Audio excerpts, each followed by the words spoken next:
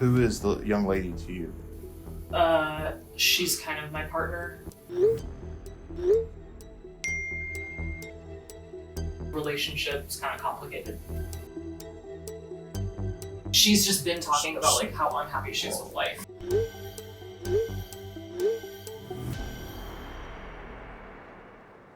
It's a city so bright and beautiful, its motto is unbelievably real.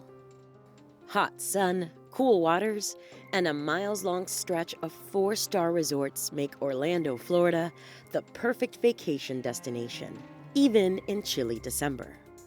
Located just 2 miles from the happiest place on earth, the luxurious Waldorf Astoria Hotel is one of Orlando's most highly rated resorts.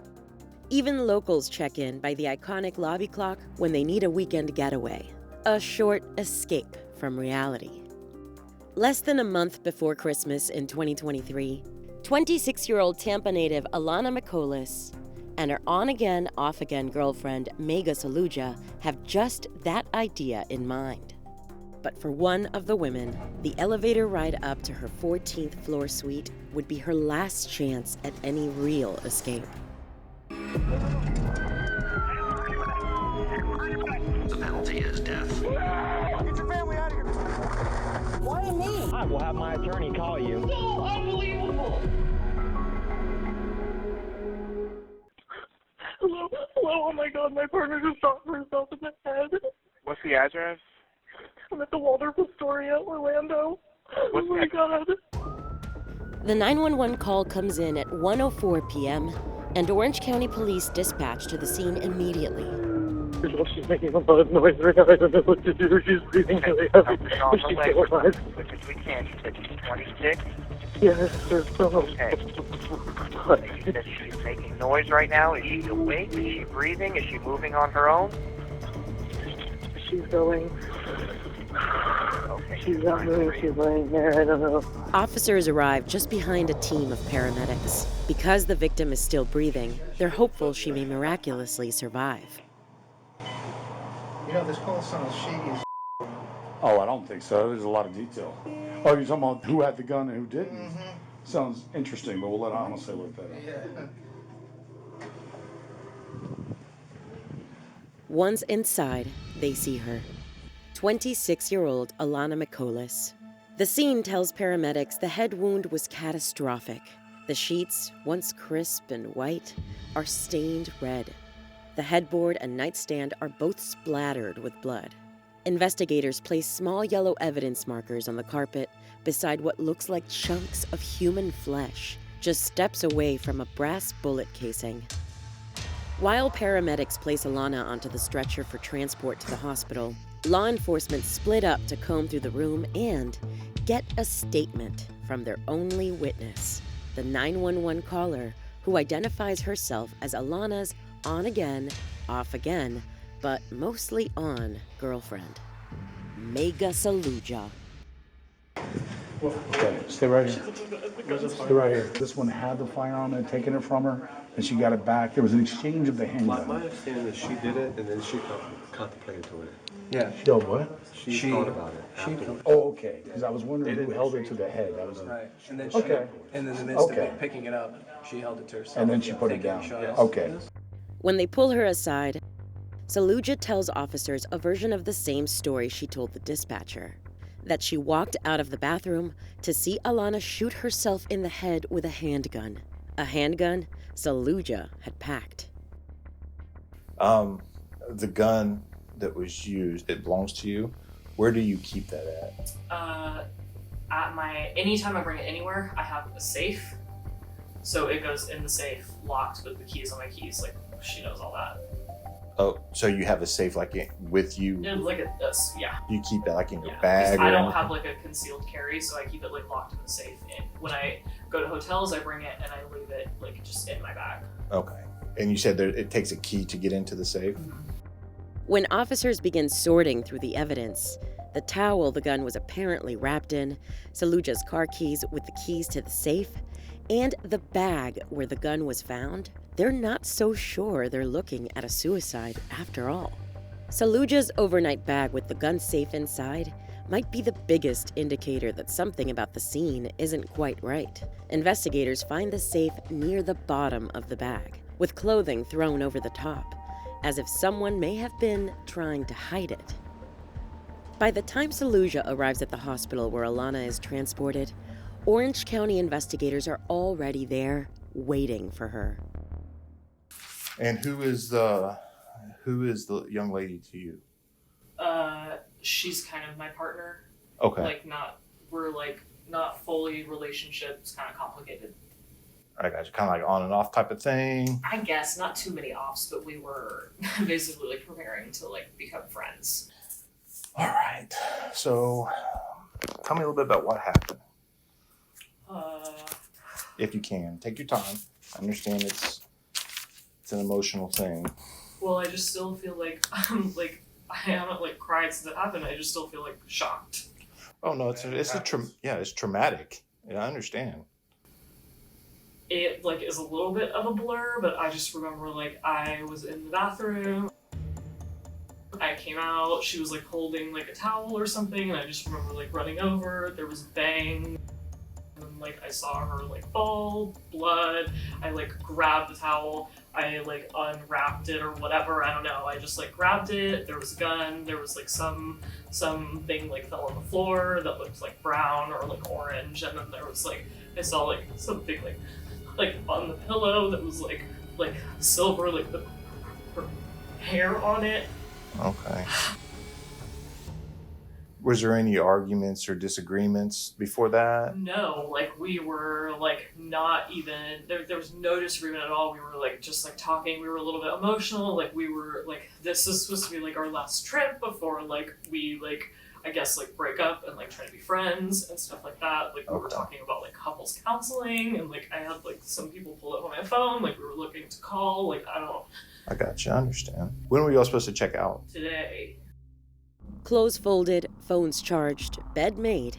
Then, 1 hour before checkout, and before the couple's relationship was apparently coming to an end, the gun went off. Saluja tells officers she was so distraught by what happened that she contemplated taking her own life too. Something she had apparently considered many times before. I was just am I, should I go next? I don't know. And so when I was in college, I struggled with suicidal ideation in college. And so that's something I would do in college just to feel better. I was you know. It was during those turbulent college years at the University of Central Florida that Megha Saluja and Alana Miccolis began their romantic relationship. Alana, a lover of life on land and under the sea, was majoring in biology with a minor in environmental studies. The ocean was her classroom, and soon it would be her career. Alana dreamt of saving the rapidly deteriorating coral reefs. She believed there was hope to restore them, and she dedicated her life to the research and work to make it possible. Megha Saluja was attending school at the same time. She was studying public health. The two had different career goals, but one common interest: each other. At least for a while. Their relationship was always complicated, to say the least. We've been kind of together loosely for 5.5 years. She has been unhappy more of the time than not. I have wanted to keep it going more. She's wanted to end it more. I'm the biggest part of her life. We see each other 5 or 6 days a week, and I was we have a lot of fun together 90% of the time. Okay. And so I was just expressing that I'm worried about her. I was you talk to me about all of your problems, who are you going to talk to? The women argued, broke up, got back together, and so went the cycle for years. Alana was ready to shed the relationship she described as fake and unfair. That autumn, she called it off with Saluja for good this time. But Saluja appeared desperate to keep Alana in her grasp, especially when she learned Alana was pursuing other relationships. I think a lot of it was how I behaved when we were younger. So I the last 2-3 years I've just been constantly putting in effort to be better. To convince Alana to stick around, Saluja said she would make a contract that bound Alana to her for the next several weeks, but would also include a date to end the romantic aspect of their relationship. Alana was hesitant. Saluja's messages from the month before the shooting read as intense, even bordering on obsessive. She sent Alana text after text, begging her not to go on any dates with anyone else. Over days and weeks, Saluja vacillated between desperation and negotiation. She told Alana she would do anything to maintain a relationship with her, like buying extravagant gifts and starting couples counseling. In one message, Saluja even offered to pay Alana $10,000, all for Alana to stay committed to her. When we started, I was kind of not a great partner. I got counseling in college. She was insistent that I start counseling. So she was you go to counseling, you need to talk to them, you need to get your right to do this. And I was got it. Their messages revealed that Alana wanted Saluja to get help. But Saluja was the one who insisted on going to counseling. Alana suspected that the counseling wasn't for healing, but was yet another ploy to get her to stick around. Eventually, Alana agreed to at least one of Saluja's requests, one final trip together, just a couple of weeks before Alana's 27th birthday. Alana told her dad, Charles, that she would be spending a few days in Orlando, and he could expect to see her back home on Friday, December 8th. So that was basically the gist of why we're here. This was supposed to be our last big celebration together in a romantic relationship. And so I was okay, cool. We can make our way into being friends. It started with maybe we should go no contact after that point. That was her idea. I was okay. And then the next week, I was I don't want to lose you. And she was yeah, I don't want to lose you either. She's that's not ideal for me either. They decided on the Waldorf Astoria Hotel in Orlando, the city where Saluja had promised to move after their official breakup. She poured her heart out to Alana in a long letter scrawled on notebook paper. Was it a love letter or a final farewell? It's hard to tell. Investigators would later end up photographing the letter as evidence. On the final day of their trip together, December 8, 2023, Alana sends another message to her father. She tells him she'll be home from Orlando earlier than expected. What time was checkout today? I don't know what this hotel's checkout is. Usually hotels are 11, right? Yeah, we got it at 1 p.m. We were literally So you extended it? Yeah. Okay. I think she had gotten all of her stuff together. I had a few things to get together left, and my bag was disheveled. And I just should have packed and zipped it and been done. I know she could have unzipped it, but whatever. And then after that, we just got really emotional, and we were look, I love you so much. I'm so sorry that all of this has happened. We just were saying I love you, I love you, I love you, and then crying. And that was supposed to be it. Saluja got the closure she wanted, and Alana held firm. The couple would not be staying together. On December 8, 2023, their romantic relationship would finally be over. With this chapter finally closed, the world is as close to Alana's fingertips as she keeps her toes to the tide, until the gun goes off. With so much to look forward to, and her dad patiently waiting for her to arrive home that afternoon, taking her own life just didn't seem like something Alana would try to do. Not to her family, and not to investigators.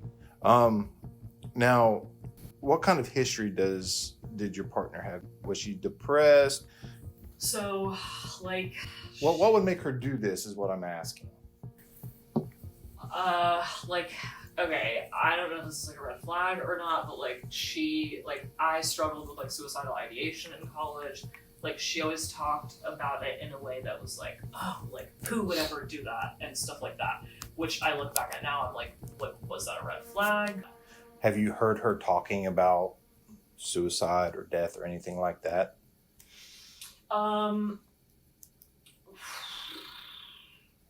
One thing that happened in college, she was really afraid of death. Like the idea of death like freaked her out, like stressed her out, like whatever. I feel like when it comes up, she like shuts down a little bit. Like, I don't know, like, but she just gets like she just kind of like looks tense and like looks overwhelmed and is like, I don't know anybody would do that. Like, that's pathetic. And just like similar things to that. So she talked against doing it. Yeah. Saluja has admittedly struggled with suicidal ideation for years. But for Alana, taking her own life has never been an option. Not even in her darkest time. She like lost her best friend. That's still hard for her. What do you mean by lost her best friend? Her mom. Oh, her. Okay, like, I got you. Her best friend. And she had to like turn down a job offer in Miami to like move back home to Tampa to take care of her mom. She had to like go to Texas. She was like, her mom's like full-time caretaker for years. I got you. And I think like maybe 2 years. And so that was really hard. Alana's tight-knit family suffered a devastating loss in 2021 when her mom died of cancer.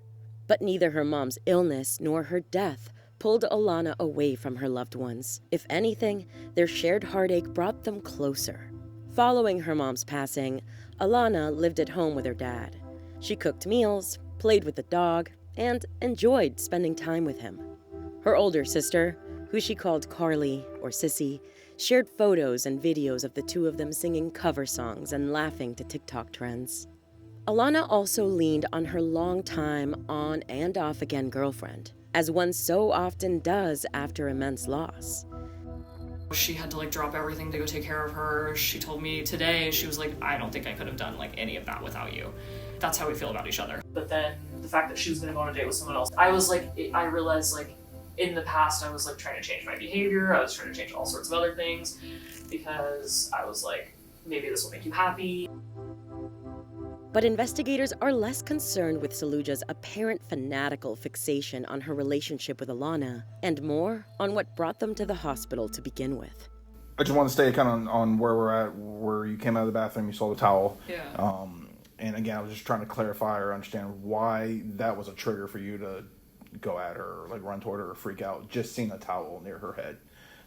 Because it's not something that most people in a normal setting would see a towel. Like my wife comes out with a towel on her head or near her head, I don't automatically think, something's gonna happen bad. Well, like, I don't know, I think it was just that like it was weird and we were so emotional and I've been worried. Like, I think it was just that. It was just like that worry and that fear. Like, was she saying anything at all when you walked out? Did she say anything beforehand? No, we like literally said like our like most like tender I love yous on the bed and like you went to the bathroom. How long were you in there before you came out? Roughly. Couldn't have been very long. Maybe like a minute, 2 minutes. Okay. I don't know. But that's why I'm like, I don't know. Like, it doesn't make sense to me. It doesn't make sense to investigators either. For starters, 2 minutes doesn't seem like enough time for Alana to find the keys, unlock the safe, wrap the gun in a towel, and make the rash decision to pull the trigger. And there are other questions like, why wrap the gun in a towel at all? So the gun you were saying was like in a towel, she had it in a towel, or did she have the towel with the gun? I was just trying to clarify. I think I saw like a hole in the towel, okay. So like I don't know exactly like if it was just like half wrapped, whole wrapped, like I don't know. So when you got the gun, did you grab the gun with the towel? Okay, I'm trying to think about like exactly. Hey, you're fine. Take your time. I said I understand the situation. At this point, investigators aren't making any accusations, but the towel is a curious detail. It has 2 holes, leaving officers to believe it was wrapped around the gun twice. It could have been used to conceal the gun, or muffle the sound, or to prevent fingerprints and gunshot residue analysis. Then again, that theory doesn't make much sense for a suicide. Another questionable piece of potential evidence isn't at the crime scene, but in Saluja's curious behavior after investigators arrive. One of the original deputies, they're not here anymore, so I haven't talked to them, but I guess they told somebody else that you were doing some searches on your phone when they first got here. Mm-hmm. Do you remember what you were searching? Well, we were looking at couples counseling. No, when the deputies were here. Like when they actually got here and this whole thing was already going on? When I was sitting in here, I looked up hollow point bullets because I told the guy, I was like, I'm pretty sure I remember buying hollow point bullets. I looked it up because I was like, could that do anything? But that was when I was in this room. Okay. All right. And you were looking at it for what? I just told him what they were, and I was like, I don't know what this means. Okay. Because I was just like really freaked out about like, is she okay? Is she not okay? So I'm like, I was trying to see like, would that like help, hurt, like what? At that moment, Alana is most definitely not okay. While doctors render life-saving aid to her in another room, police have one more question for Saluja, not about bullets or her relationship. They want to know about Suite 1409. It might sound weird, but when I know that room only has the one bed, so imagine this is that room. When you guys were sitting on the bed, who was closer to the window? The window? Yeah.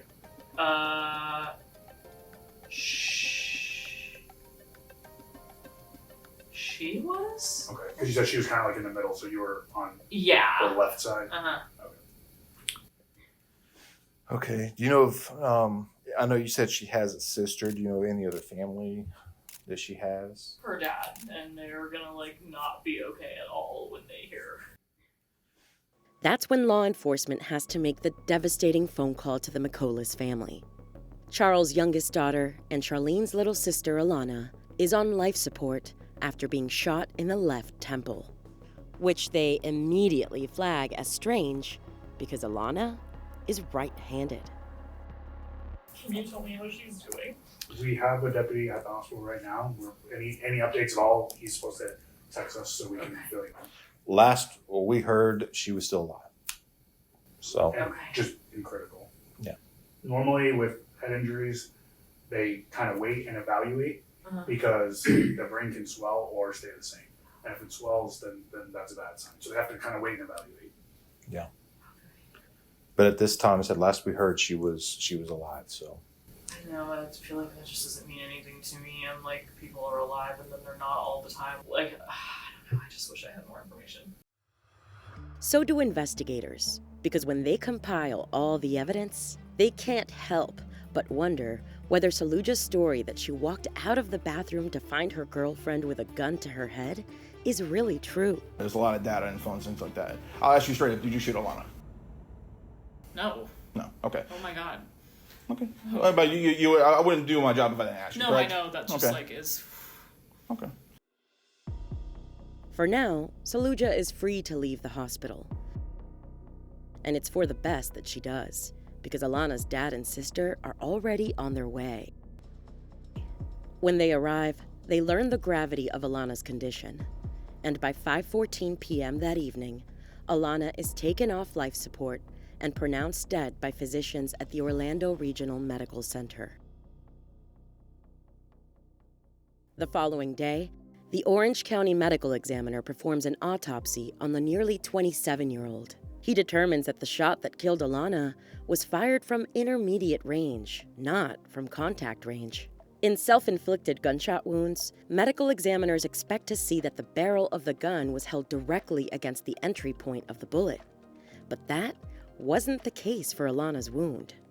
Crime scene analysis failed to show any evidence of Alana's DNA on the gun safe or the gun. But it did show that Saluja's DNA was on the safe, the handle of the gun, and the trigger. On May 22, 2024, the evidence pertaining to the death of Alana Miccolis is presented to a grand jury, and Megha Saluja is indicted on first-degree murder with a firearm. On June 1st, Saluja is arrested and booked at the Duval County Jail, where she currently awaits criminal trial. The family of Alana Miccolis is open on social media about their unwavering love for her. They have requested privacy while they grieve Alana and prepare for the upcoming trial. They do not plan to speak publicly on Alana's death until after the trial concludes. We are honoring their wishes and will continue to follow this story.